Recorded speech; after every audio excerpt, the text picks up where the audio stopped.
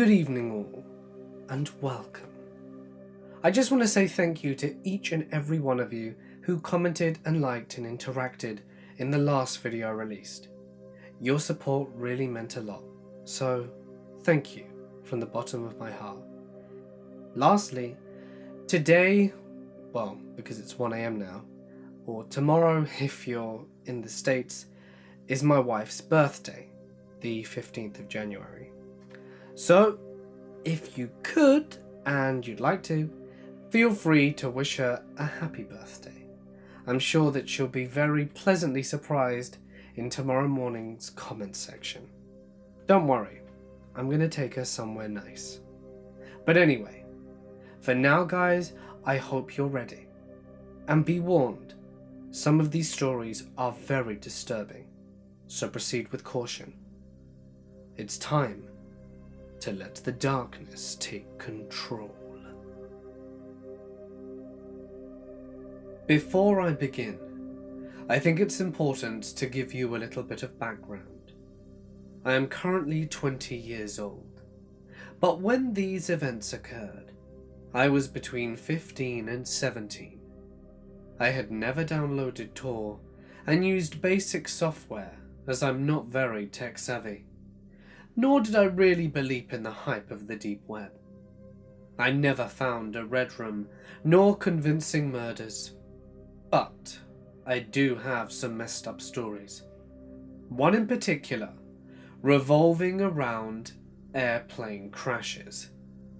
This site had hundreds of black box recordings, and you could listen to them uncensored. They contained recordings of everything from plane crashes to hijackings. I'm a morbid person, so naturally I listened to a few of them. If you have a weak stomach, I don't suggest ever seeking out this site. You could hear people crying, praying, screaming, in addition to the sounds of crashes and the impacts and gunshots. The worst was a pilot speaking to what sounded like himself during what he communicated to be total engine failure. He was the pilot of a passenger plane carrying 4 families out of China. There are small descriptions of the planes and pilots and what happened under each audio file. In it, you could hear him praying, the controls making frantic sounds, and his frantic, panicked voice slowly receded to a ghost relative of acceptance. I will never forget the absolute fear in his voice, while he spoke what I assume was Chinese, and I couldn't make a sense of his words. His tone told me exactly what he was doing. The movies don't give an accurate description of fear. They don't convey the helplessness of a human trapped in a flying tin can in the sky as it falls back to land. I felt as if I was with him as I heard the plane make impact. I witnessed his final moments through my headphones, and I heard the moment that little black box stopped recording. The description said the plane that crashed held no survivors, and there were over 40 small children on board. I don't know the details of what happened, since the site was just brief descriptions and audio files, but the voices I heard were real people, and it will haunt me for a very long time. This was fairly tame compared to what I found next. Human trafficking, the cattle ranch. Cliché, I know. Everyone and their mothers has some story about human trafficking from the deep web. No, I don't have men come to my door to whisk me or my family away. However, I found a human cattle submission site. Now it is entirely possible that the site was fake and plastered onto the darker crack of the alley, that in the internet is just for lols. But by no means am I here to tell you that everything I saw was 100% real life sites with bogeymen up to no good. But as far as creep factor, it was pretty high. Someone was sick enough in their heads to make the site and pay to keep it. Now upon clicking the link, you are brought to a large, red flashing 1999-esque text reading, "Welcome to the ranch." And just below you could browse the cattle. Images of women looking from ages 16 to 45 with brief descriptions of what they were used for. They only had their first names displayed, and besides the name was voluntary or involuntary. The descriptions were volatile, explaining that specific women were used for breeding and meat or play. The meat was to be pre-cut to your specifications, packaged discreetly, and mailed to you within 2 business days. Those determined for breeding were given ages, how many children they had had thus far, and brief stories on their life before the ranch. The descriptions even went so far to say who gave them to the ranch, if they were listed as involuntary. Many were donated by husbands, boyfriends, and families looking for money, revenge, or some other unexplained reason. And lastly, those given up for play. I have a strong stomach, but the descriptions of this made me retch a bit. These people were to be sent to the ranch to learn how to be pets. These women had no available names. All of them were marked as involuntary, and each had a description of what the donor wanted done to them. Graphic descriptions of sexual assault, physical tortures, and amputations. When the women eventually died, the page listed what they would expect to be done with the corpses. It didn't end there. At the very bottom of the page was a link to a PDF file that could be printed and mailed or submitted online. The form was for donation of cattle.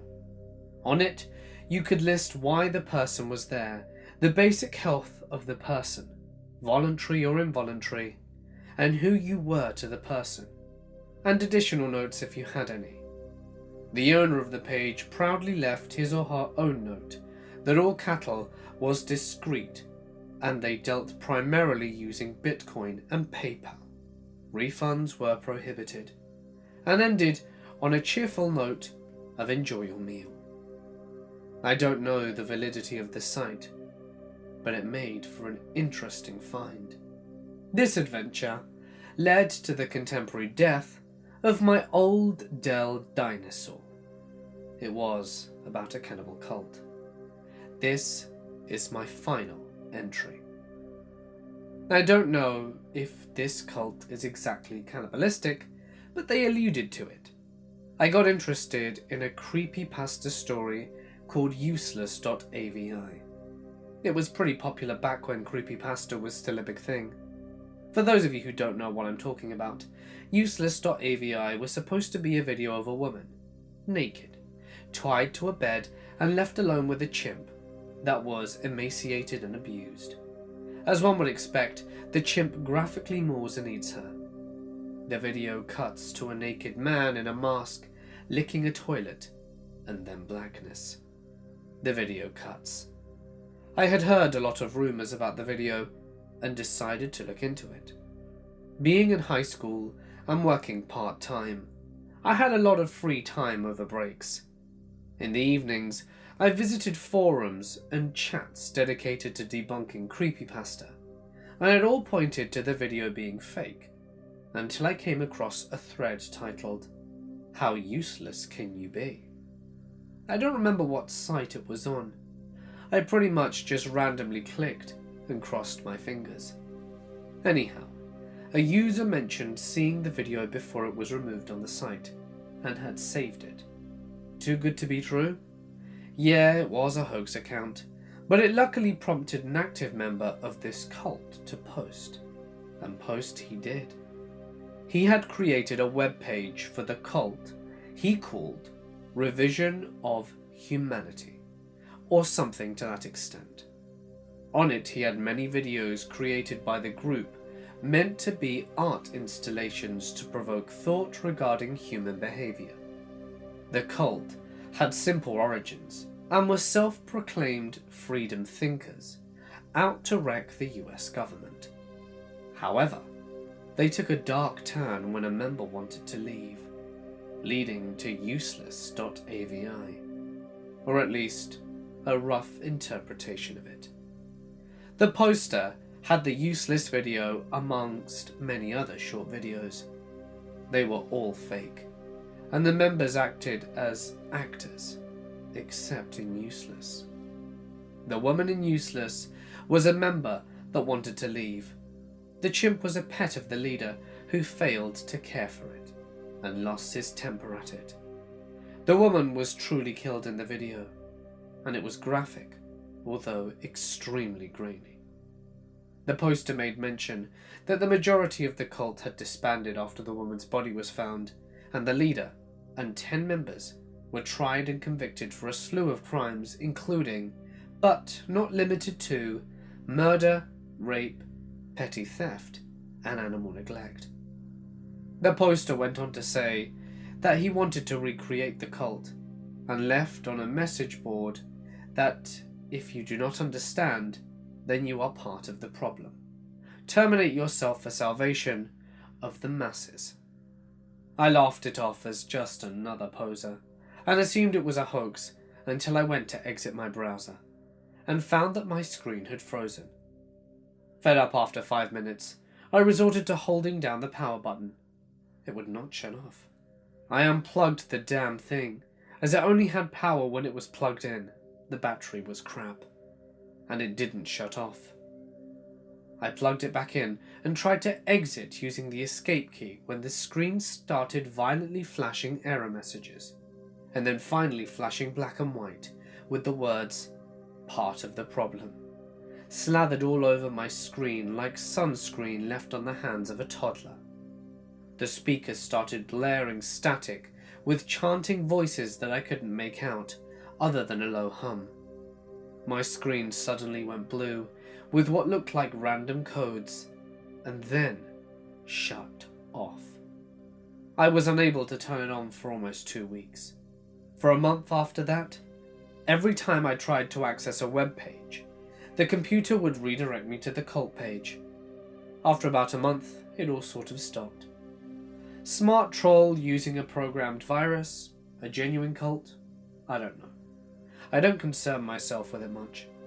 It makes for an interesting story, even if it is boring to deep web standards. I need to buy myself off the deep web before somebody else does. I don't know how much time I have. I saw the offer hours ago. The only thing I can do now is tell you how I happened upon it myself. It's stupid, really. Really, really stupid. I was trying to impress my friends. We were all enrolled in IT class at our school. We would take turns seeing who could bring up the most screwed up website. It started out by showing our friends websites on the deep web that people could buy drugs from. Drugs that we had never heard of. That got boring really quick. Other friends began upping their content to try and stand out in our game of I'm more tech savvy than you. They would bring more and more pictures, each more disturbing and gruesome than the last. Pictures of people dying, of people being tortured, and unimaginable things. People that were already dead. One person brought up a very nefarious site, PC. Instead of people saying exactly how screwed up this was, and how this should all stop, and how this should have never have begun in the first place, and how stupid it was, and how much danger we were all in, they congratulated her, gave her a pat on the back, and asked her how she could even sit down properly in a computer chair because of how big her balls were. I felt like puking. I felt like beating the ever-loving crap out of everybody, and I couldn't believe how screwed up it was to see all that disgusting stuff on the internet and see it as an accomplishment. I didn't say anything though. They began to notice that I never showed off anything myself, and I began to get a new nickname at school. School became a living hell for me. My friends began shoving these horrible pictures in my face whenever they could. When I cried and vomited, they claimed they were trying to desensitize me. Everything became too much though. I promised myself I wouldn't venture too deep, that I would only stay long enough to find something that would appease them. At this point, we were long past the point of finding cool drugs and stuff. I knew I had to find something that would hold importance. At this point, I had been on the deep web for 3 hours. 5 hours was what it took to put an offer for me on the deep web. At one point, I remember opening a seemingly blank page. Immediately, the light next to my computer flashed, briefly. I minimized the browser to close Photo Booth, only to find that it wasn't open, and I didn't think anything of it. I was tired and had school the next day, so, bored, I closed everything down and went to sleep. The next few days went the same, until the last. When I walked in, everyone was huddled around one desk, talking in hushed voices. A few of the girls were crying, and all of them were pale and covered in sweat. I didn't want to see whatever had caused this reaction. Nobody noticed I'd walked in, until class had started. I caught several of them staring at me during the class. They had probably planned a new way to make me go home sobbing. I had tried to leave the class as quickly as I could, but one of them caught me by the shoulder and spun me around. "We need to talk." His voice was quivering, and his clammy, trembling hands were soaking through my t-shirt. He led me to the back of the classroom, where other students in the same shape as him, or worse, were huddled. He began passing out pictures. When it was my turn, I told him that I didn't want to see whatever they had. "No, you have to see this." Something about the way he said it told me that it was serious, and it wasn't just regular bullying. I cracked open one eye. I saw some girl on the paper, along with some sort of description and a price. I opened my eyes further and saw that it was an ad of some sort. I thought, oh, this isn't that bad. It hadn't fully hit me yet until I read what sort of description it was. "Hi, it's me again, back with some more for you guys. This one looks fairly young, with a bit of extra weight on her. I don't know, I need to get more pictures. I think it was her first time here. She wasn't protected at all, and it was easy enough. But enough about that. For now, her starting price is $118,000. We'll go up and down whenever we get more pictures and do the physical inspection. Anyway, we'll keep you updated." There was a picture of me, staring at my computer intently. I had no social media. The only pictures of me were the ones I had taken with a group, and there were so many emotions swirling through me. One that stood above all was confusion. The crippling fear was lurking in the shadows for now. How had this person gotten this picture of me? My mind went back to the light next to my camera, and one question was answered. Next, the paralyzing fear set in. I felt my heart stop completely, then beat violently in my throat and ears. My stomach dropped. My eyes searched furiously over the paper for any information about me. I felt relief at the fact that my full name, along with my address, weren't there.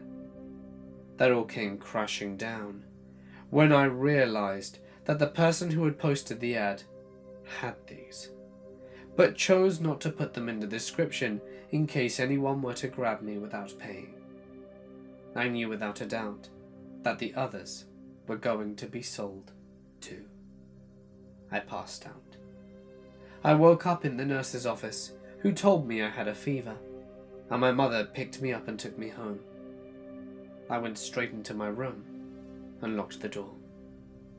I haven't touched my PC ever since. I put tape over my phone camera, even though I know my efforts are futile. Everything I hear now is someone out to get me. The only sick thing that comforts me every now and then is that the people that made me do this are going to be sold quicker than me. I don't know what I was thinking really. I had been drinking with friends and got home drunk. I decided to open Tor, and one link led to another. I ended up on a marketplace website that was selling all sorts of shady stuff.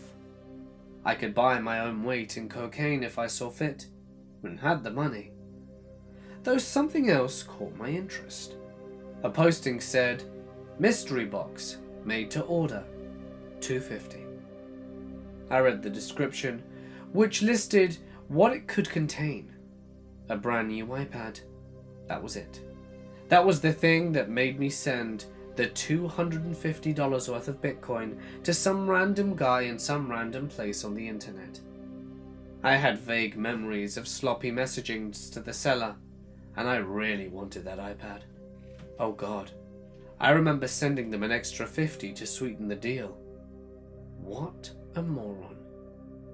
When I woke, my head hurt. I had a full-blown migraine.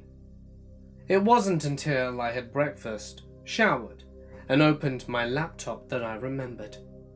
My heart sunk. I didn't have money to waste on shit like that. But I did.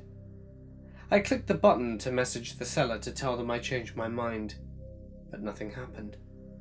I refreshed the page, and as you can imagine, the listing wasn't found. Now, I didn't think myself to be an idiot. I wouldn't fall for some 411 scams. I know no Nigerian prince wants to send me money. But drunk me? He's a bit questionable. I checked my Bitcoin account to see it tell me that I was out of untraceable money. I swear I had at least $750 in there. If you take the exchange rate of the day, with the way it fluctuates, it may have been only $300. I was depressed for the rest of the day. I promised myself I wouldn't do anything like that again. But then drunk me is a real, well, you know. Weeks passed, and I completely forgot about it, to be honest. And I didn't want to remember how stupid I had been. Today, though, I did remember.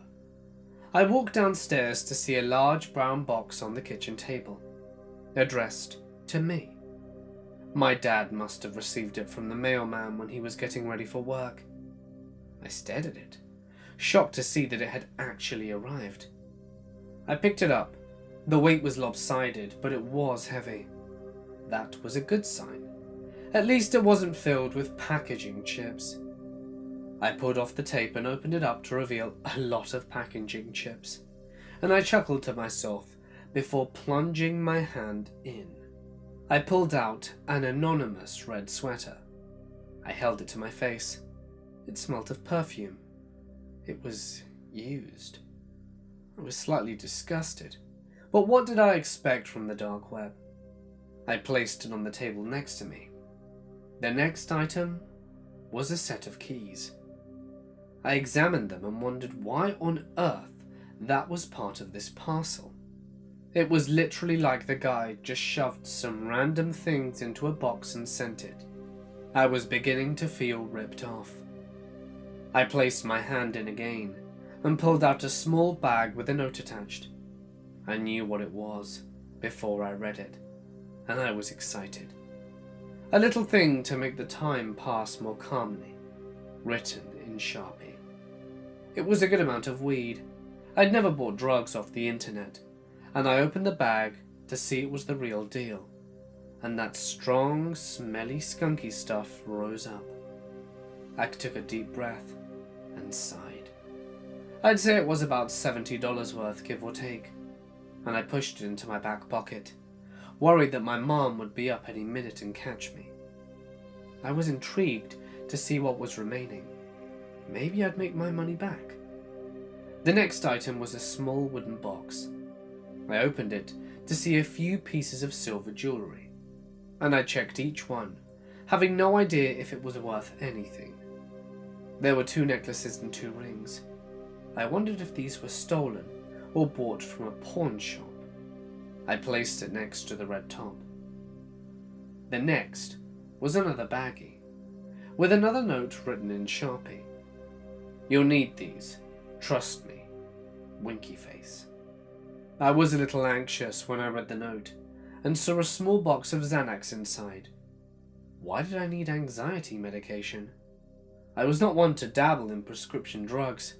Weed a little, and mushrooms was all I needed. I knew some friends who'd pay pretty good money for that. I had no idea how much they were worth, though. I looked it up later. I assumed $50, so that was about $130 so far.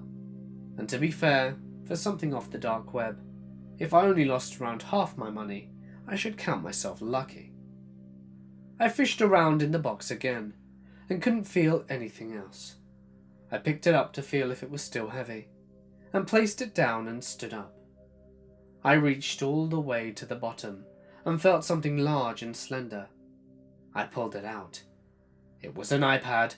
Holy crap! Jackpot! It was slightly scratched, but it wasn't first generation. It was light and thin, and it was at least an Air. I was stoked. It was at that point that my mother popped her head around the corner. "Hey honey, did you get a package?" "Yeah," I said, suddenly aware I could smell the weed in my back pocket. "Hey, you found my sweater," she said, delighted. "Where was it?" Was all I mustered. She picked it up, and unconsciously the keys too. She walked away. I sighed, worried she'd smelled the drugs. "What's that?" she said, turning. "I'm holding it for a friend," I said without thinking. "What?" she said, not paying attention. "What's my jewellery box doing down here?" I stared at my mum, slack-jawed. She picked it up and opened it, studying if anything was missing. "Well, answer me," she demanded. "It was in the package," I said honestly. "Don't bullshit me. Were you going to sell this?" "No, I promise. Just wait until your dad gets home." "Jesus, Darren.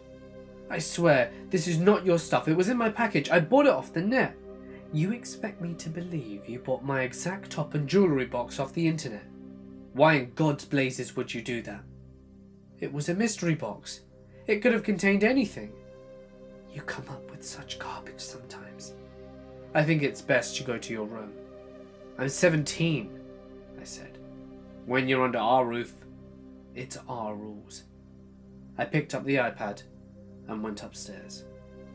I laid on my bed and turned the device on. I was surprised to see it still had power. A few non-standard apps appeared on the desktop as I swiped to unlock. Nothing of interest though. I checked the email program to see that it was blank. I was worried it was stolen. I knew I couldn't keep it if there were any personal data there. I checked the Photos app. There were about a dozen. I tapped the first. It was a low-light shot of a street. Could have been anywhere. I swiped the next, and it was the front of a house. The light was on in the front room, but in the low light, it overexposed the shot and made it hard to see any detail. The next was the side of a house. The horizontal white wood sliding looked slightly similar to ours. The next was of what appeared to be a rear door. Then one of a kitchen. I did a double take. The place looked identical to ours. Then one of a living room. The TV bright, and hiding the faces of the people who sat on the couch and chair. Then one of the stairs. The brown waxed wood of the floor was uncanny, and my heart thumped in my chest. Then one of the landing. There was no coincidence. This was our house. The family portrait that hung on the far side wall, even in the low light, was obviously ours. I panicked and didn't want to swipe again, but I did. My mother asleep on the bed, the bed covers pulled. The next view, the covers being pulled apart gently. My mother pulled her legs from the sudden cool air. The cupboard open, a black gloved hand reaching out and searching, the hand holding a red sweater. A dark photo with lines of light obscuring the view. Another dark photo. This time the exposure was better, and I could see it from the inside of the cupboard. My dad was in the room. Then next, my dad is in bed next to my mother. Then one of the bed with my parents asleep. I swiped again and saw the covers pulled back. Whoever was doing this wanted to be caught. I was sure of it. After that, in the hallway again, the black-gloved hand was holding the jewellery box outstretched. Only one photo remained, and it was above a bed with someone sleeping below. It was me. My blood ran ice cold. I threw the iPad to the floor and heard it cracking against the side of my desk. I leaped up and saw the screen stare back at me with a rainbow mosaic of broken LCD and glass. What was I going to tell my parents? They'd never believe me. I'd pulled the bag of pills out of my back pocket and read the note again. You'll need these. Trust me. I turned it over to read a date. 21/07/2018. It must have been when the package was sent. I read it again and realized that it was tomorrow. Saturday. What does that mean? I have to warn my parents. If you don't hear back from me, call the authorities. I fear the worst. Have you ever found yourself in a position where you found yourself questioning everything you once believed to be true?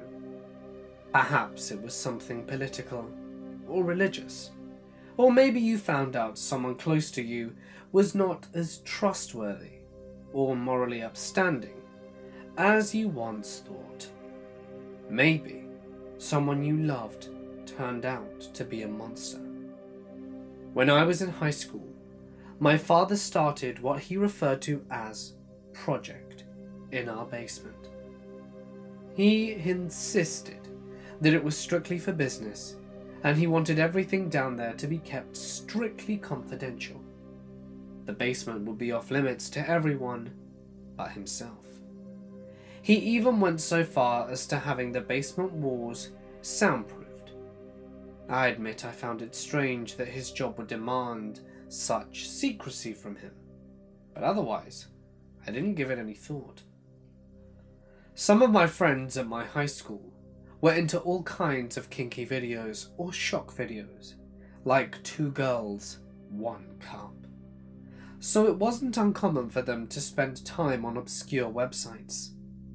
I had never heard of these, but I spent very little time on the internet myself, typically just to look up NFL or NBA highlights. One particular day, we were sitting at the lunch table, and my friends were talking about the usual bizarre stuff that they were into, describing it in disgusting detail. I was never interested, so I barely paid much attention.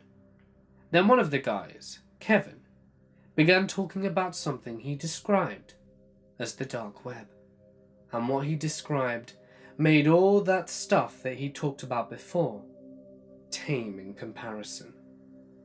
Hitman sites, videos of animal cruelty and mutilation and torture. He even saw links to CP, although he denied clicking them. Kevin invited us all for a sleepover, at which he would show us some of the things he was talking about. We all agreed to come over, as he was navigating us through the dark web. I saw that he wasn't exaggerating anything. Every single horrific thing he described was present. He stumbled across a random untitled video link. What do you think? Should we watch? Everyone answered enthusiastically in the positive, although I was indifferent. With that, he clicked the link. The screen then changed to a very dark room, and for about 30 seconds, all we could hear would be the sound of heavy breathing. Finally, a small beam of light appeared, apparently from a flashlight, illuminating some guy wearing a strange mask, a top hat, and a suit and a cape. His voice was deeply distorted, so we couldn't recognize it. "Good evening, and thank you for joining us.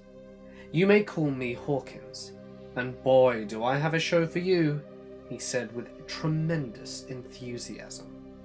"Tonight, we have ourselves a trio of victims," and with that, the rest of the screen became illuminated. The room that they were in was small and cramped, and the walls were painted red. On the back wall, 2 women were locked up in wall-mounted cuffs. They were both completely nude, one of them overweight, and the other very fit. It was not some stereotypical dungeon in an old horror movie, but as I would soon discover, this was not a movie. Hawkins approached one of the female prisoners. "Oh, you are one ugly thing. Things like you don't deserve to share this world with the pretty ones." He glanced over to the other woman, who was easily the more attractive one. "Am I right?" he said to her.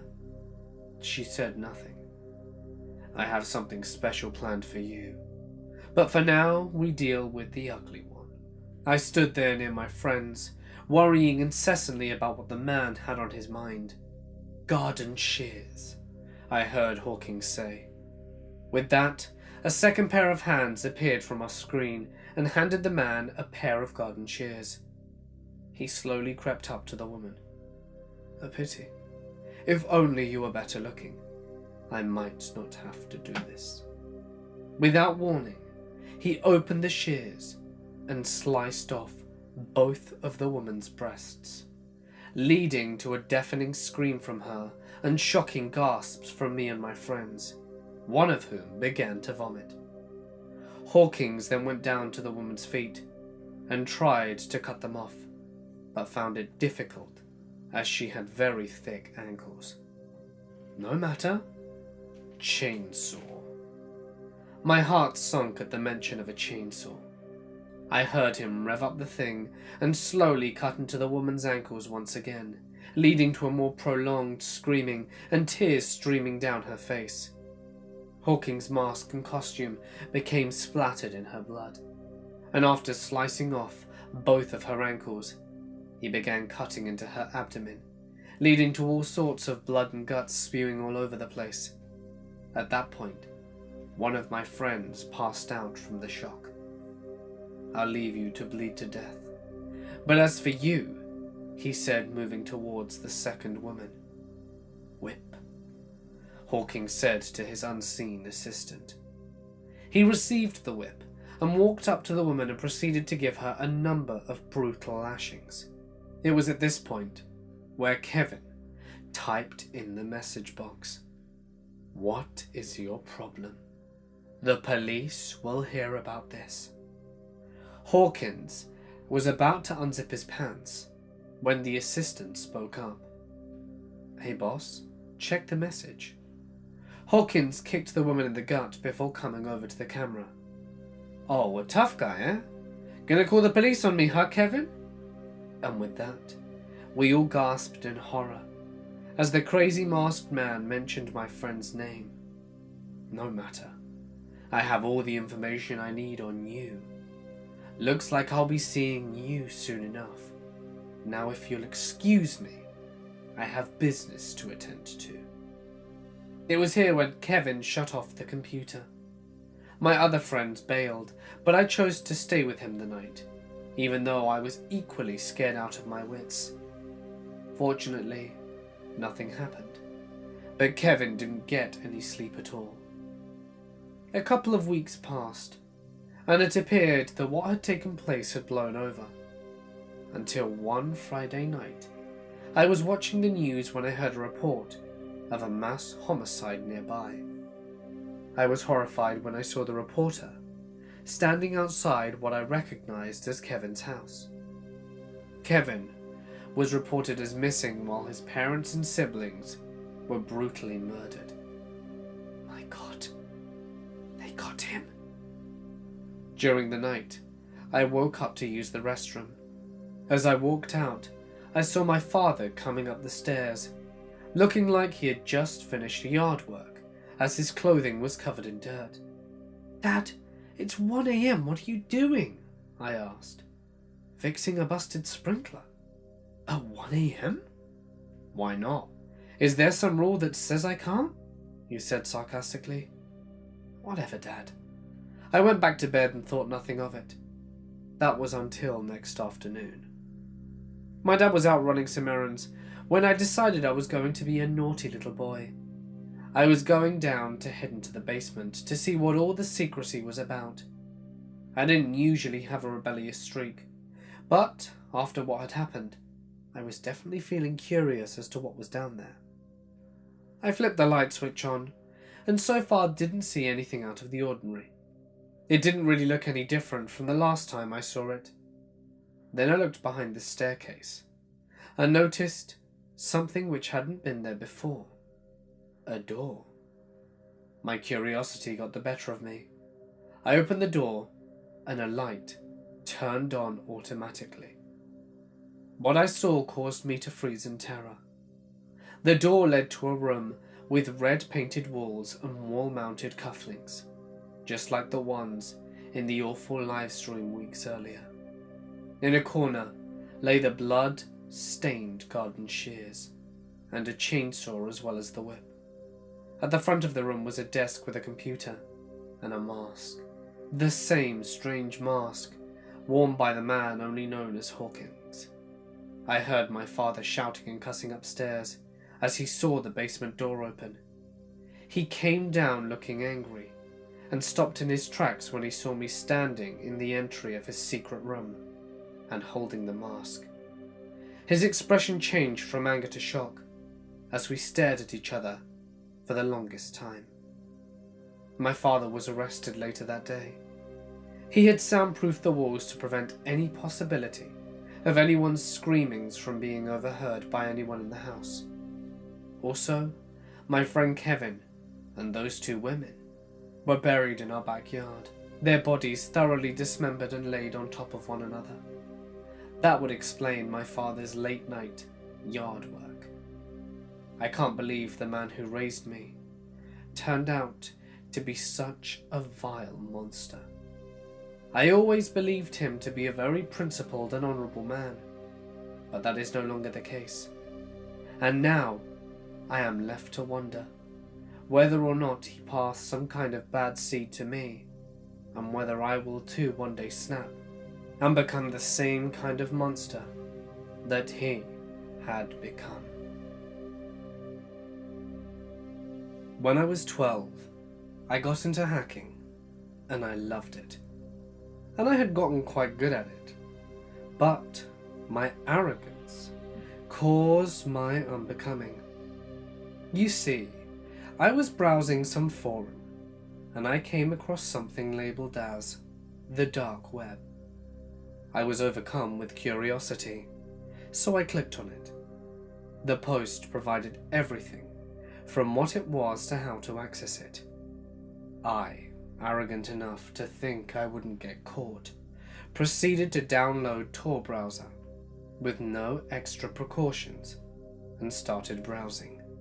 All of a sudden, my laptop crashed and froze, and I got hundreds of pop-up warnings informing me I had a virus. Then it shut off. I stared in awe as it turned back on, only with a green light turned on where my camera was. Someone was watching. I got an anonymous message on Skype that read, "You made the biggest mistake of your life." "Who are you?" I responded while panicking and covering my camera with my thumb. "Your new friend." and with that the chat just suddenly disappeared. I formatted my laptop and made sure there was no remaining malware or viruses, and had a quiet couple of days after that, and was pretty relieved I thought I had defeated him. But sadly, I would come to know that wasn't the case. A week later, I was getting dressed in my room and was completely naked when I got a text on my phone that had no caller ID. It said, "Come closer." Who is this? The text didn't faze me yet though. I thought it was a wrong number, or one of my friends prank calling me. Come closer. Closer to what? I wasn't sure what my friend was messaging me at this point. To the camera. Huh? What camera? Okay, which one of you a-holes did this? I was confused, but I had told my friends about the incident a couple of days ago, so other than the anxiety growing within me, I was consciously trying to convince myself it was a prank. Laptop. I walked over to my laptop still naked and saw the light of the camera wasn't on. I know you're either Joey or Zach. I put down my phone and got dressed, and my phone started vibrating uncontrollably. I'd received 16 pictures of me, all naked. I screamed and ended up breaking my phone screen from the impact. I went off the grid completely. No social media or internet. That was it. Especially mortifying for a 12-year-old girl. When I got back on later, I had no issues or warning signs and was relieved until almost 4 years later. I had gotten a new laptop and I was at my boyfriend's house. We were studying together when it turned into a makeout session. I heard my laptop ding many times and had gotten annoyed and turned around to see what it was. I guess I must have looked like a ghost, because my boyfriend started panicking and shaking me. It was him. He's back. Or maybe he never left. I started rewinding of all the times I've been undressing with my laptop on, every time I've shared something private during a Skype call, and I started having a panic attack. His message read, "Don't forget to use protection," as if I couldn't smell the irony in that. He then continued to harass me for the next 2 years, but it's been quiet for a year now. Until about 4 hours ago, I got a text that read, "Let me in." And then I heard a knock on my door. The door was locked and deadbolted, so there's no way I'm leaving my apartment. I'm safe in here. I called the police 3 hours ago and no one's shown up. I called again half-hour ago. Nothing. I called my boyfriend an hour ago and he said he's on his way, but now he's just not answering his phone. Update. My boyfriend came over 5 minutes ago, and when he saw me breaking down crying, he swore up and down he didn't get a call from me. And we went to the police station together, and there was no record of my call. I don't know what to think. I don't know what to do. I have a story from the true dark net. Tor and protocols like it are an anonymity and plausible deniability source. Actual dark nets are kept well and truly hidden, and cannot be found by any means available to the average channeler. Trust me. Just one example, out of maybe 4 or 5 that I have personally experienced with. Do take special note that this involves a great deal of luck. A friend of mine works at a small car insurance broker's office and asked me to fix a problem with his computer not recognizing the office scanner on his network. This is not related, just how I ended up there. I brought my laptop and I noticed a WEP wireless net with high signal strength. Out of curiosity, I turn on a sniffer to pick up the password while I enter the scanner. A few hours later, I'm leaving when I remember the sniffer. I got the password, connected, and poked around. So it's a basic home network, one system online with internet access. No firewall, apparently no antivirus, and for the hell of it, I drop in a back door before I leave. You never know what goodies you can run across. Well, I get home and start really digging through this computer. Just your average home computer. Most interesting stuff are some tax returns. There's a couple of text files that have what appear to be passwords, random characters, and a couple of names. Not much interesting, so I put my worm in it and leave it for maybe future use. Weeks later, I'm arranging some proxies for a few of my bots when I realize that there are 4 new bots I hadn't set up myself. What I figured later is that the owner of that WEP machine, my friend's boss, had taken a file from it on a floppy, which my worm happily infected, which then spread to a few more machines he used. This is where the interesting stuff began. 2 of those machines had internet access, of course, but they had apparently never been used to actually access the internet. They both ran Windows 98, completely unpatched. They apparently had internet access only because they were physically networked with other machines that were used for internet access. Each one of these machines had about 3 terabytes of storage. Mostly appeared empty, but was actually packed nearly full of encrypted bytes. The stuff that was easily viewable included huge amounts of personal information, including SSNs and tax IDs, names, addresses, and lists of families, friends, sometimes pets, and sometimes a lot of detail, such as vehicles, clothing, height, weight, recent medical issues, and huge amounts of information. Not every listing had all of it. Some were just names, and what they all had were dates. I couldn't make much sense of it, but what I could make sense of were the bank accounts. Thousands, probably hundreds of thousands of numbers, instructions, safety deposit boxes, all over the world. South Africa, Russia, Brazil, everywhere. Nothing but the basic identifying information and another date, no note of what they might be. As I was picking through one of the 2 machines, I noticed a file being written. I figured someone was on the computer at that moment, but the only command events were coming from my worm. Nobody was using a mouse or keyboard, so then I figured it was an automated system process, and I watched what it was doing for a minute. Then I realized the computer was communicating on another network that wasn't a protocol I recognized. Because I knew when it started writing and when it stopped, I was able to transcribe the entire file, which was about 78 megs. I assumed it was one file and not a chunk of something else, and I was right. It was still encrypted, but it turned out to be fairly simple. Since it was one file, I had a few educated guesses about what a file size it was, and my first was right. It was a movie, MPEG format. The title was just random string. The video itself was an overhead view of 3 men sitting at a table. In the entire 15 minutes of the video, only one spoke. It sounded like gibberish. I figured it was code or he was nuts. He said things like, broken banana, stung red boot. He would pause and then say another strange sentence, and kept on going for about 10 minutes. The other 2 just watched him. One was drinking what I assumed was coffee.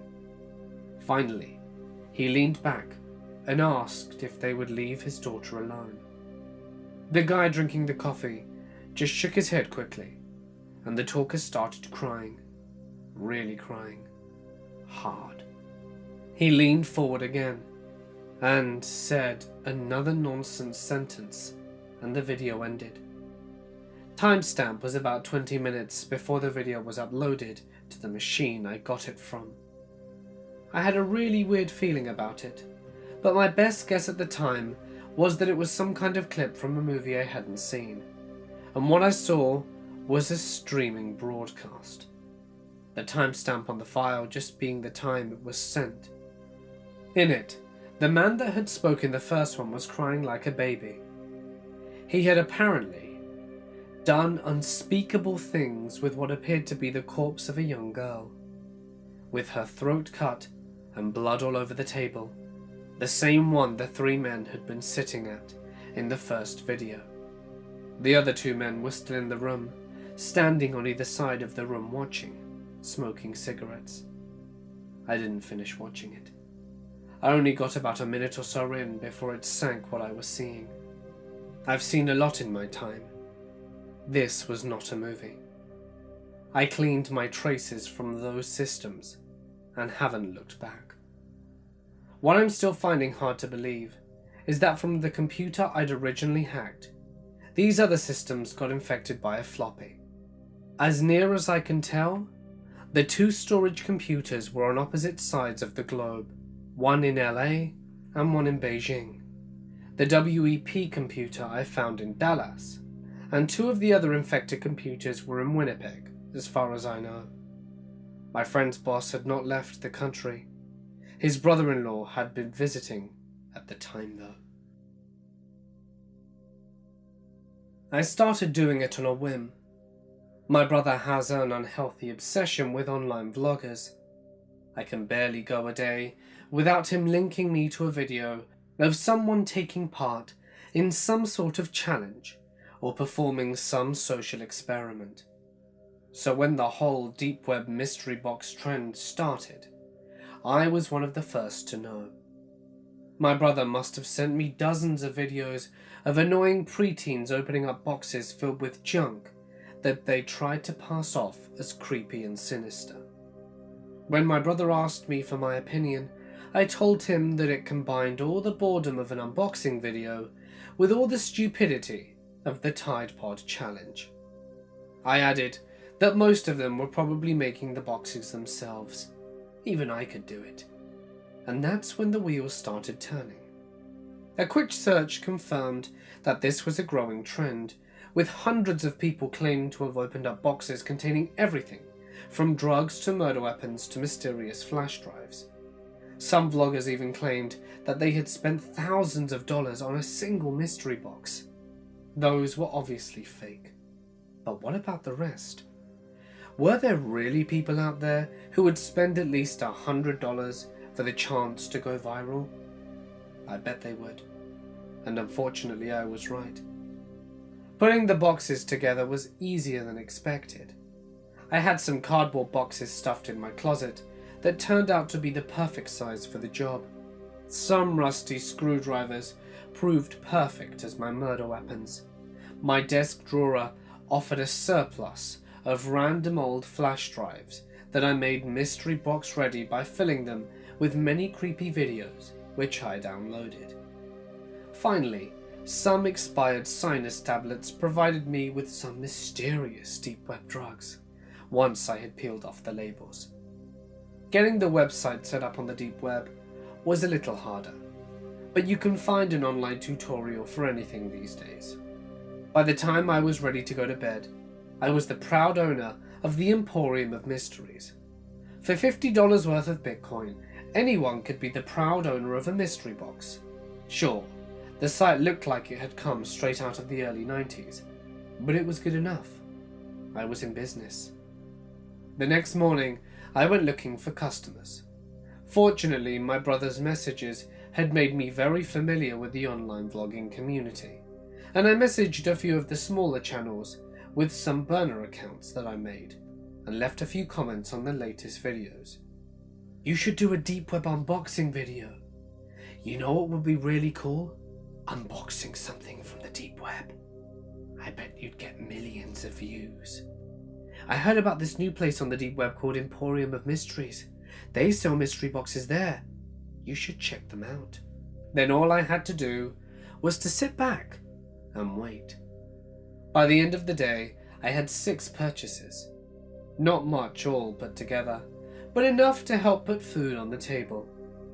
By the end of the afternoon, I had the boxes ready to ship.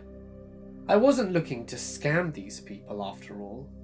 They all got to make their stupid videos, and I got to eat.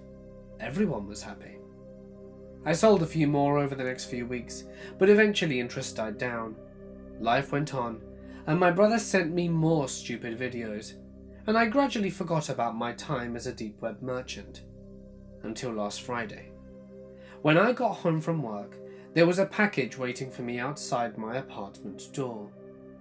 When I picked it up and examined it, I realized it was one of my mystery boxes. It looked like I had an unhappy customer, but it wasn't like they were getting their money back. I took it inside and opened it up.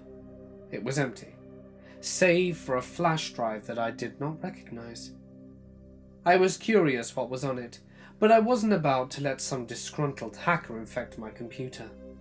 So I dug out an old laptop that I hardly used anymore and plugged it in. It was full of pictures. Pictures of my hometown, of my apartment, of me.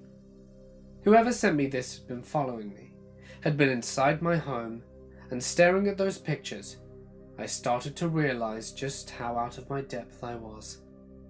You see, not everything you find on the deep web is fake.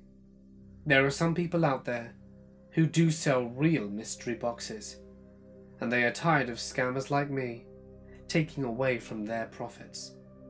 Thankfully, they are also very generous people and want to give me a second chance. So I'm pleased to announce the Emporium of Mysteries is under new management.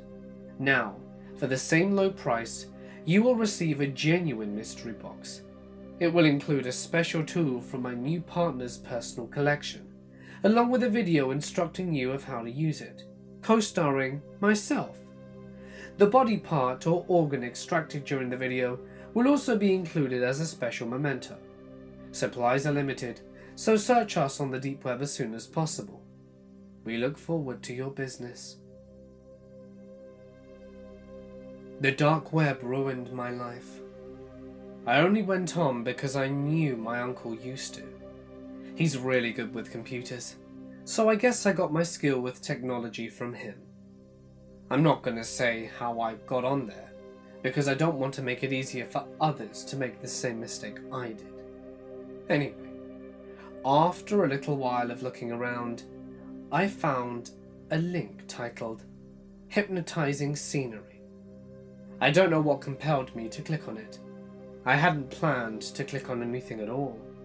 I just wanted to look around a bit, to soothe my curiosity, I suppose. When I clicked on it though, well, it was weird. At first it was just a bunch of normal scenery. Pictures of mountains, old castles, oceans, normal stuff. Then the pictures started changing faster and faster. I couldn't even make it out what the pictures were anymore. I saw a lot of red, maybe blood, on clothes or a mattress. I'm not sure, but it also looked like there were words over the pictures. I couldn't read what they said, but in time the pictures switched again. Suddenly, it ended with a blank screen, with white text that read, "Good luck."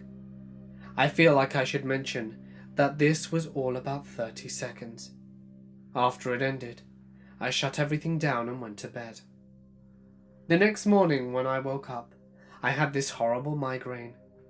It just wouldn't go away. When I went to school, everyone seemed so loud and annoying. This one kid, Anthony in particular, was driving me insane. He kept poking me with his pencil, as he did every day. I'd tell him to stop, but he would just laugh. As he did this, I kept thinking about how great it would be if I could just rip his arm out of his socket, maybe poke him with the pencil in the throat, see how he liked it. I had decided the next time he poked me, I would kill him. 1, 2, 3, 4... Poke. I snapped my head around, got up, and ripped the pencil from his hand so hard he fell out of his chair. I got on top of him and held the pencil to his throat, pressing harder and harder. He was grasping at my arms, trying to get me off him, but I felt stronger than ever. He could manage to push me off, as the trickle of blood began to run down the side of his neck. That's when the principal, vice principal, and 3 janitors managed to pull me off. Suddenly, I heard all the screaming and commotion. All 35 students crowded against the walls in the corner, with the teacher gasping for air, crying and backing up against her desk. My parents came and collected me 20 minutes later. The cops were never called, and I guess the kids' parents decided to not call them and press charges. I'm not sure why. I would have. I was expelled from school, however, and my parents were pretty angry. I didn't know what came over me, but as I had that pencil against his throat, all I could think about was how great I felt. Invincible. Powerful. Now, I just feel like the same 16-year-old, 5'3", 120 pounds small girl I was the day before, and my migraine was back. Great. I remembered that it had started to fade away as I tackled Anthony. I tried to get to sleep, but all I could think about was how he got away. I wanted him dead, bloody on the ground and gasping for breath. I wanted to end him. I wanted to be the last thing he saw before he died. I couldn't believe I was thinking this way. I was never violent before, but now it was all I could think about. I didn't care who it was. I just wanted to kill someone. Not just kill them, but torture them. I decided to go back to the page to see if I could find some answers. It was that link that did this to me, turned me into some kind of monster. There it was, hypnotizing scenery. This time when I clicked on it though, it was a list, a set of rules. Number 1, always finish the kill. If you don't, the migraine will worsen quickly and you'll be dead in 4 months. Number 2, take it slow. Don't finish it off too soon, or the migraine will return faster. Number 3, don't be stupid. Don't get caught. And number 4, leave the mark. Something for them to remember me. A small J carved into their forehead. Number 5, you are my creation. I have made you to continue my legacy. Don't fight it. It's not worth it. I'm now 26 years old and have killed a countless number of people. Anthony was my first official kill, only 3 months after the incident, when I couldn't handle the migraines anymore. I don't think that I'm me anymore. My creator will probably see this and might end me, but I wanted to write this as a warning before the monster takes over again. Don't go on the dark web. It isn't worth it. I work for a huge company that helps bring down bad websites on the web. I cannot reveal the name here, but I have been doing this for many years now. A few years ago, I discovered a group of red rooms called the 5 True Red Rooms on the deep web. Now, don't go lurking around trying to find them because you won't. A true red room cannot be accessed through Tor. If you try, you will just set yourself up for getting a shitty virus on your computer. I have been told that they are scams, but rest assured, a few of them are not. It is very hard for an individual who doesn't understand the concept of the 5 true red rooms to try and break in. Let's just say you have to know someone that runs one of them. It cannot be accessed through Tor. You have to know or be lucky enough to get a passcode to be let in. You have to be proven trustworthy. In this case, I gained the trust of someone who helped moderate one. The True Red Rooms are a series of 5 rooms, sort of like doors. If you can gain access to the first red room, you pay Bitcoin and show that you are serious, and you may get permission to access the second room, and so on. What's in these evil live streams? I'll tell you. Here's the first true red room. I clicked on the first screen. A black box appeared asking for my passcode. I typed it in. It was 4 numbers and a dash in my username. and was giving me access to the site. Permission granted, it said. I was in. I thought it was too easy. On the first page were a bunch of black video boxes with titles. Some of them were videos titled Watch Me Scare Kara or Tiffany Gets Spooked. I clicked on the Watch Me Scare Kara first. A man with what seemed to be a cell phone camera is pointing it towards the front door. He is inside a home. It looks like he is hiding behind a door, and I can see the living room furniture. A nice leather love seat, and bookshelves are in the room. He is whispering in a foreign language that I cannot understand.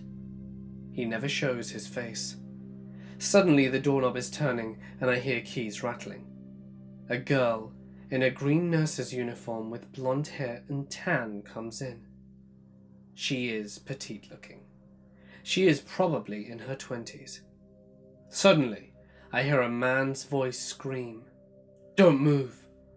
She froze like a deer in headlights, and then screams and drops her keys. A man in all black and a black ski mask is running towards her with a giant hammer. Her arms go up. She screams to block him, and he smacks her in the head twice with the hammer. She falls to the ground, and blood pools on the white carpet. She is completely knocked out. The man points to the man who is hiding behind the door and says what sounds like the word "Don't." Both cameras are shut off. If this was real, it was the most disturbing thing I'd ever seen. It did not look fake at all. I didn't know what happened next. I could only imagine. I didn't even want to click on the second video, but I did. The next video is called Tiffany Gets Spooked. It was even worse. This time the camera zoomed in on what looked to be a park. A woman with brown hair and blue jogging suit is running laps around a track. The foreign-sounding guy is sitting in what appears to be his car, and I can see the cracked windshield. He is wearing black gloves, but never shows his face. He is laughing and talking a little, and the girl is still jogging. I wanted to yell for the poor girl to run away and to get out of the park, and I realized there was nothing I could do. She wouldn't be able to hear me. Suddenly the camera shuts off. I think the video's over, but I was wrong. Very wrong. The video comes back on what looks like night vision. It is green and a little choppy. I can see what looks like a bunch of pine trees around. Then I see what the camera is focusing on. A girl is in what looks like a trunk, and she is trying to scream. Her legs and arms are tied and bound, and her mouth has a gag in it. It looks like the same girl from earlier in the blue jogging suit. She is barefoot. I can only see the black gloves and a hairy-looking arm. It looks like the same guy from the earlier video. He is in all black and is gently brushing her black hair, and the man holding the camera is telling her to calm down in English. She is crying. Then he begins to pull her body out the trunk. Thunk! He bumps her head by accident on the trunk lid. I feel relieved, thinking it's all a joke, and that she will be okay. Suddenly I feel sickened. I can't believe what they're about to do. The man in black with the ski mask lays her on the ground, and she gives up crying and starts screaming. The camera zooms in on her face. The lights go out on her, and all I can see is darkness. The poor girl has lost all hope. I want to cry, and I fight back tears. They began to tie her wrists to the bumper of the car. The cameraman is still there holding the camera. The other man gets the car. I hear the engine roar. They were going to drag her behind it. And with that, the video cuts off. It's not a very debatable topic when people say that the internet has infiltrated practically every aspect of human life. The internet is everywhere, zooming around us, passing through us, teaching us, and more interestingly enough, changing us as beings. Astral projection has been a part of human culture and mythology ever since humans first began living on planet Earth. Different ancient cultures have drawn different pictures of aliens and UFOs on cave walls and all over the planet, independent of each other's stories and myths. Recent developments in certain areas of fringe science tell us that it's possible that alien abductions and astral projection are inseparable experiences. That alien abduction is only possible through an altered state of consciousness, like astral projection. Although most people nowadays, due to the internet, know at least something about what astral projection is, it is still clouded within myth and confusion.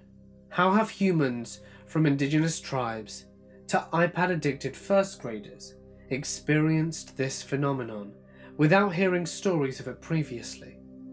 It is very hard to deny that astral projection is anything less than a very real and natural experience. In 1968, Charles T. Tart did an experiment on a woman who claimed to have an out-of-body experience every night when she slept. Over a period of 4 nights, he conducted this experiment and found that during astral projection sessions, the participant reported leaving her body, floating above her bed, and being able to read a 5-digit number placed overhead out of her sight. The 5-digit number matched the one written down by the psychologist.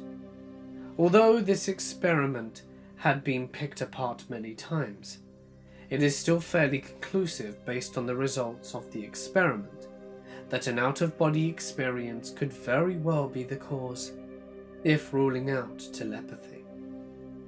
Astral projection has been conducted many times, almost all with shocking and seemingly conclusive results. Like many metaphysical topics, however, it is hard to prove anything completely. But I don't have to rely on these experiments, because I experience out-of-body phenomenons fairly often. Now, back to the interwebs.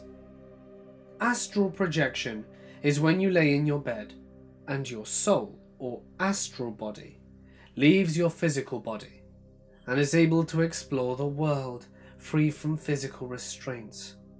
You could see the Great Wall of China, check on your boyfriend or girlfriend to see if they're cheating on you, and accidentally catch your best friend masturbating when she thinks that no one is watching. Kind of creepy, right? And anyone can do it at any time. With all of these things you can do, it seems like no one in their right mind would waste such potential for fun by spending their out-of-body experience surfing the internet. But that's what I did. And that is what my story is about. I woke up in the night with a tingly feeling over my body, and a loud humming in my ears. I felt alert and awake, and full of energy. Without thinking, I got up and went to my computer. But my computer wasn't my laptop. It was an old monitor with a rounded glass screen. I realized now that it was the archetype of the computer. I guess the collective unconscious of people visualize a computer as an old Windows machine. I looked back at my bed, and yes, like I thought, I was astral projecting, because I touched the mouse and the screen lit up, revealing an old, cluttered desktop with a green background. The OS looked like a mix of Windows and Mac OS, which I thought was very cool. During astral projection, you are fully conscious, and some report the dream to be even more vivid than real life. Usually, everything isn't the same as the real world. Experts in the field believe the astral realm exists all around us as a kind of fourth dimension, invisible, yet very real, existing as an energetic copy of everything in our world. There were strange programs on the desktop, Some looked like old prototypes of programs like Microsoft Word or GarageBand. Some of the icons that had never been designed showed a small square photo with a skull and small blocky words underneath it that said, "No icon." I clicked on the Internet Explorer one, and a black box popped up and displayed a white loading bar. Do you remember going on the internet on phones before smartphones were around? And how all the pages were simplified into blocks of text and images? That's what this looked like. An old cell phone's internet rendering skills. The tail of the mouse pointer dragged for a very long time, leaving a slow streak of white flowing every moment. It seemed like everything in the computer was being played in blurry slow motion and looked very eerie. Everything was black, green and grey. I clicked on the search bar and a list of popular websites came up. I clicked Google and it took me to the page, but the word Google wasn't in colourful letters. It was just black Helvetica that said Google very plainly. I clicked on the search bar and it flashed black and nothing happened. I tried to type and no letters appeared, so I went to the above search bar and tried to type again. Nothing happened. So I guess you can't type anything in Astral Google. It kind of blocks you for some reason. I looked at the list of popular sites and clicked one that said https://graveyardtwitter.com. It took me to a page that looked like Twitter, but there were no background images, and the bird in the upper corner looked like an emoticon bird, and everything was typed in white blocky text against a black background. I saw a list of celebrity usernames, and then to the right, shockingly enough, my username. I clicked it, and it brought me to my Twitter page, but my profile photo was a very low resolution image of an eye. Very strange, very creepy. The eye was looking straight at me. I scrolled down the page and recognized every tweet, but none that I'd actually ever tweeted. Then I realized each tweet was something that I had meant to tweet about, but forgot or then decided against it. Somehow, it had been sent here. I clicked on my photos and blurred grey .gif images, labelled with pixelated numbers. Each one was geolocated to the place I had posted it, even though I always make sure geolocation is disabled on my phone and computer. I randomly clicked another link and was reminded of the No Sleep Shadow Web story, because what it displayed was a pixelated video of someone making cuts on their arms with a knife, and beneath the video, people were typing things like, "Deeper, cut the vein and just end it." I felt sick and scared, and I went to click the X button, but my mouse glitched and made me click the next cam button below it. What I saw still freaked me out. I saw a man's wrist tied up to a chair, palms down. The camera was right up to the man's hand, and another person was using needle-nose pliers to rip and pull the man's fingernails off.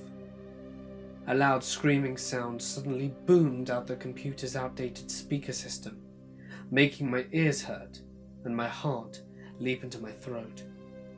My blood pressure was sky high, and the man on the screen continued to pull the fingernails back.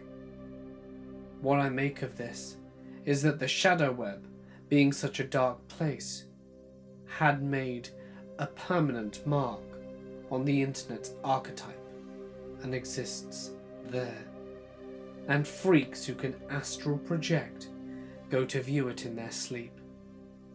I pressed the print screen button and copied it to the Paint program and printed it out. I wasn't thinking that this won't actually print. I'm not in the real world. I was thinking that I had to show this to the police. I was too freaked out to think about how logical this was. The printer did its thing, and I went to press the monitor power button to try and wake up from this. but then I saw a folder on the desktop labelled Humanity. Its icon looked different to the others, newer. I clicked on it and found many folders with names. It was almost like it had named everyone ever born. I clicked the first letters of my name on the keyboard, but the screen flashed black like it did before. So I scrolled down until I hit my name. There are about 20 entries, so I expanded the Date Created tab and found the one with my birth date on it. I clicked on it. It wouldn't open. No matter what I did, it wouldn't, and the screen just flashed black every time I did. So I decided to look at my grandpa's folder. He had died years before, so I scrolled down and found him. And as soon as his folder opened, a video of him popped up on the screen, and he was crying and shaking and yelling.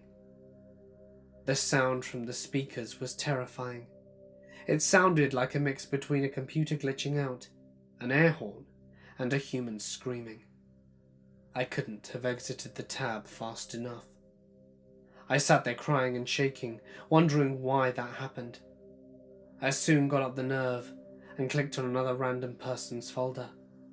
All it showed was a picture, as if taken from their webcam, of them calmly surfing the web. In the folder there was a text file, and when I opened it, it had info about them, where they were born and when, and under death, there was nothing. I decided to see what would happen if I clicked on someone else who was already dead, so I put in Albert Einstein's name, and immediately, a video of Albert Einstein himself screaming and shaking violently with his eyes bulging out of his head and his mouth wide open came up.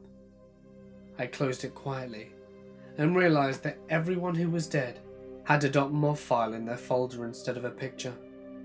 For some reason, an image I had seen on Tumblr popped in my mind.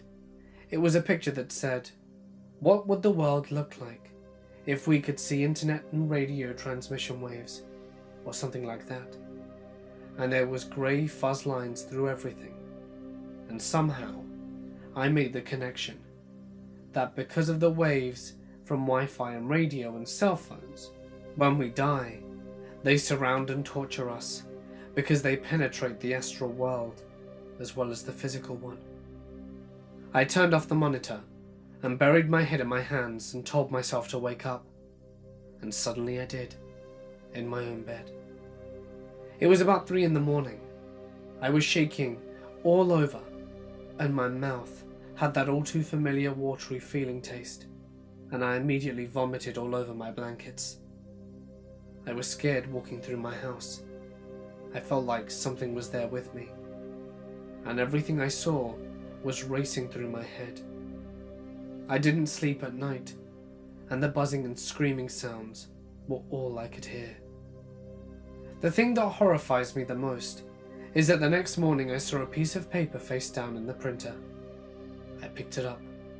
It was the photo I printed, only completely grey with faint lines running through it, and my laptop computer was extremely hot. I truly believe in astral projection now, and ever since I've been researching it like crazy. Most of the time I'm too afraid to sleep, because I don't want to astral project again. I don't know what caused me to think that radio waves and Wi-Fi can actually torment our souls when we die. But every time I see a cell phone, I imagine data waves floating out of it. And what if it's true? Why would everyone who had died been screaming? With everything good the internet has brought us, I keep thinking, what if there's something darker about it? Something evil about it on the metaphysical level? What if humans were never meant to get this far technologically? What if we were never meant to get this advanced? I never want to astral project again. Hey guys, it's Mort here, and thank you so much for listening. An hour and 45 minutes raw audio. I was very impressed. I hope I delivered when I said that this video would be extra long, as I know a lot of you really like the deep web videos. So it would mean a lot to me if you would drop a like and leave a comment with your thoughts. Don't forget that I should be posting every night, so be sure to subscribe and hit the little bell icon to be up to date every time I post, and that way you don't miss your nightly spooks. If there is a story that you wish to share, like one of the submitted ones here, feel free to send it to my email address, or alternatively drop it into my Reddit. Either are fine. Just be sure to include plenty of paragraphing and punctuation when it comes to submitting your story. But anyway, for now guys, I'm gonna sign off. Stay awesome, and I'll see you in the next one.